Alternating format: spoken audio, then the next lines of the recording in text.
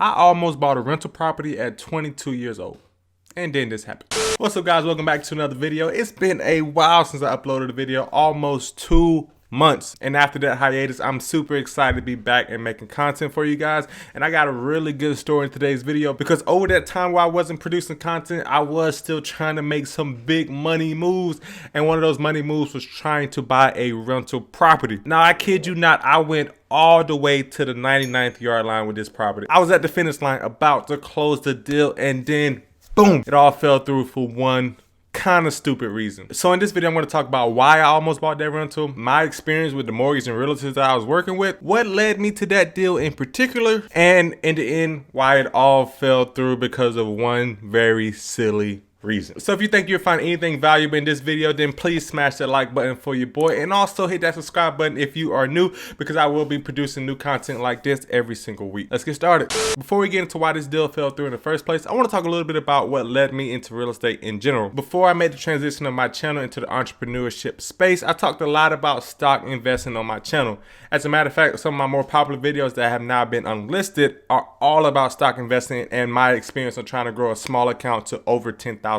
But that has since proved to be a conflict of interest between the corporation that I work for and my content here on YouTube. So I decided to shift more to the entrepreneurship space. And that's when I started getting really excited about real estate. So for the last 2 months, what I've been doing is educating myself as much as I can on the real estate investing process and how I can get started at my young age as well. Some of the books that I read was the book on rental property investing by Brandon Turner, the book on managing real estate by Heather and Brandon Turner, and Buy, Rehab, Rent, Refinance, Repeat by David Green. So as you can tell, I'm a pretty big Bigger Pockets podcast fan if you haven't noticed that already. But getting back to the point, that podcast and those books really led me to try and educate myself as much as I can in the real estate investing process. They talk about a ton of strategies that I don't want to get into in this video about flipping real estate, buying whole real estate, wholesale investing, a ton of different things. But for this particular project that I was going to be putting my money into was going to be a buy and hold rental property. And don't get me wrong, I didn't just jump into trying to buy this property. I spent a ton of time analyzing deals to try to see what would be best for me and my family in terms of investing in real estate. And at first, I was using the Bigger Pockets calculator they have on their website. But then after 5 short uses of analyzing the property, they told me that I had to pay for a subscription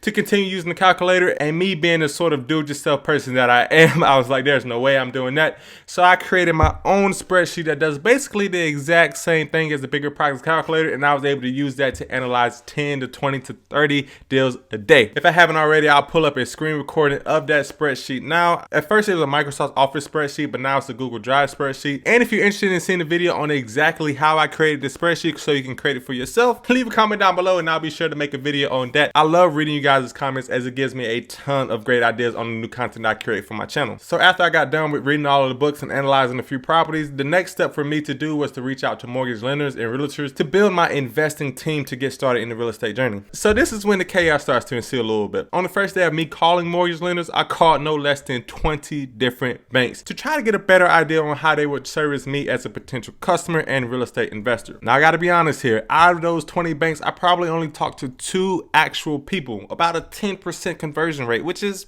pretty low. But you have to understand that I was cold calling these banks out of the blue, trying to get in contact with a real person without any kind of appointment set up and just trying to get a little bit more information. Now at this point, I wasn't actually trying to get pre-approved for a mortgage or actually trying to apply for any sort of loan in general. I was simply calling to try to get a little bit more information on the lending process and see what options that I would have when trying to move forward with investing. And when I was first calling, I was calling to ask about one particular kind of mortgage in general, which is one that was subject to repairs. Basically what I was trying to do is see if any bank offered any kind of loans for a fixer-upper property that would include the repair amount in the loan itself, so you didn't have to come out of pocket for the repairs. I know that sounds a little bit complicated and I don't want to go too deep to it in this video, but basically because of the nature of the economy right now, there wasn't a ton of options available for that route. But after those 20 initial calls and making those 2 great connections of those real people, I then moved on to trying to reach out to some realtors to try to build my team further. Now I won't be revealing exactly what banks I work with because at the end of this video you will see why, and I don't want to tarnish any sort of reputation because it really probably was my own particular situation, which was why the deal didn't go through. But moving on to the realtors that I worked with, I actually only called 1 realtor, and this may have been my first mistake as far as getting started in real estate investing. My plan was to call at least 5 to 10, but what I did was I went on realtor.com and I found a house that was similar to the ones that I wanted to invest in, a little 3-bedroom, 1-bathroom house in the center of the city that cost less than $80,000, and I called the realtor that was listed on that house's account. Now to keep this part of the video short, that realtor was a super genuine guy. website. And after that short 10 to 15 minute conversation with him, I knew that I wanted to work with him because he really sold me on the fact that he was a pretty genuine guy and I could trust him. Now I know going with the first realtor that you call seems like a massive red flag, and I get that, and that wasn't my intention in the first place, but we really did have a good conversation considering that I didn't give him any heads up, and I was basically calling him during his lunch break, and he still gave me the time of day to talk to me about 15 to 20 minutes about the investing process. And talking with him for those 15 to 20 minutes is what actually led me to the deal that I was going to consider buying, because through that conversation I told him what my price range was, sort of my end goal with rental property investing, which was to build cash flow, and asked him if he had any listings currently that would meet that criteria. So he then redirected me to a listing that cost about $65,000. It was a fairly good size 3-bedroom 1-bathroom house that had just been renovated on the outside and would need a little bit of TLC on the inside in order to get up to rental standards. So obviously I wasn't ready to commit to any sort of big deal at this point, but I did want to see how the real estate process worked. So what I did was I agreed to meet him for an appointment to view the house to see how everything looked on the inside, and that would sort of give me a landing ground on what to look for when the deal that I actually wanted to go through. So that weekend I scheduled a viewing with him to walk through the house, and I'm going to show you guys exactly what I saw here. Now, the first thing that I want you guys to look at when you come to the house is that it is on a pretty narrow hill, and it may not be in the best of neighborhoods, but going into the inside of the house, it did have nice, I think, original hardwood floors. I don't know too much about it, but the inside did need a paint, as some of the paint was peeling off of the walls, as you will see in the next room that I go in. But it was a pretty spacious house. Now, this is one of, I believe, 4 bedrooms in the house. You can see it's nice and bright. If I were to buy this house, I would just paint this at light gray. Some of the paint was peeling off the walls, as I said, and this may be because of some moisture, or this may just be because the paint did not adhere to the walls as good as it should have. Another thing that I saw in this house was that it has some really old air vents in the bottom of the floors. The realtor said that vents was updated, but I doubt that entirely. And this room had a ton of carpet damage on the floor. You can see where the glue legit pulled up the stain from the hardwood floors. But the closet was painted and everything else looked pretty good in this room. And now the next room that we're going to go into as we walk down this hallway is in the kitchen. Now, the kitchen actually was already renovated. The kitchen and the bathroom was renovated in this house. So you can see that the kitchen does look pretty updated. It has some nice Subway tile on the back wall and a nice light gray finish. And all of the windows in this house were already replaced, so I would not have to come out of the pocket for that.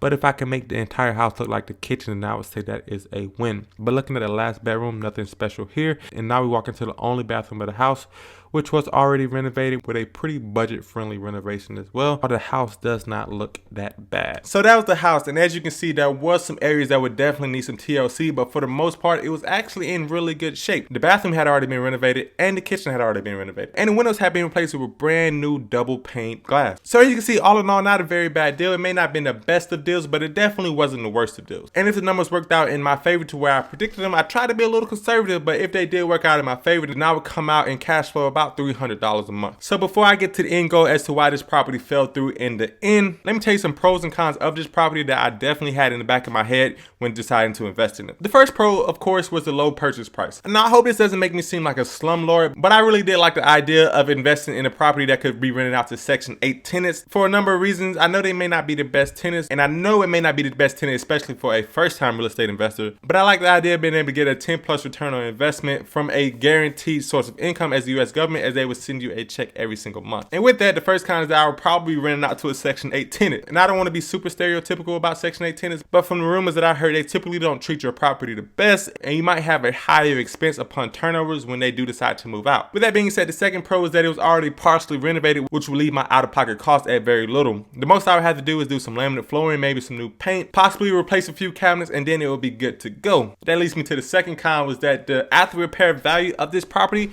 wasn't actually very high. Considering that this is one of the nicest houses on the street already and valued at about $60,000, if I had to put another $10,000 to $15,000 into the deal, then the house would definitely not have appreciated over $70,000 tops, which would mean that I'll actually be losing money on the repair and the after repair value if it was actually a flip. But since it's going to be a rental property, then I was using those numbers instead. So I kept those two pros and those two cons in mind, and I ended up submitting an offer for $60,000, which the seller accepted. So now that I had a property on the contract, there were a few different things that I needed, which was a pre-approval letter from my lender, an earnest money deposit of $500 for the seller, and an inspection to be done on the house. So I talked to the lender that I was working with, and he sent me a pre-approval letter for $45,000, which is going to be the end mortgage amount after putting 20% down on the property. Now this is actually where the story takes a weird turn. I actually ended up delaying the inspection and earnest money deposit for a few days, and I was going to get it done that following week. In the meantime, After that, after getting my offer accepted by the seller, the original lender came back to me and said the overall mortgage was too low and that they would not be able to complete the transaction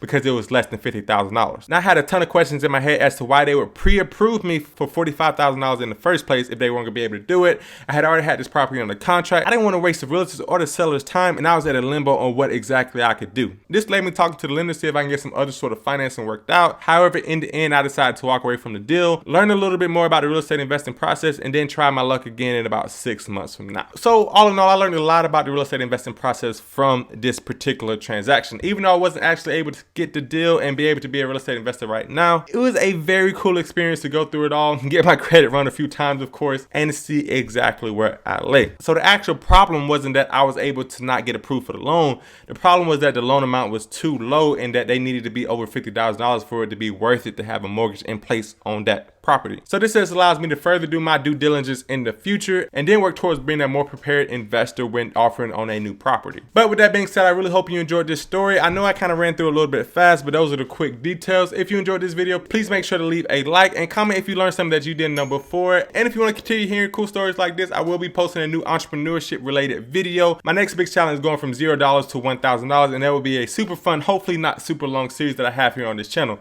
So I really hope you enjoyed this video, and until next time, peace.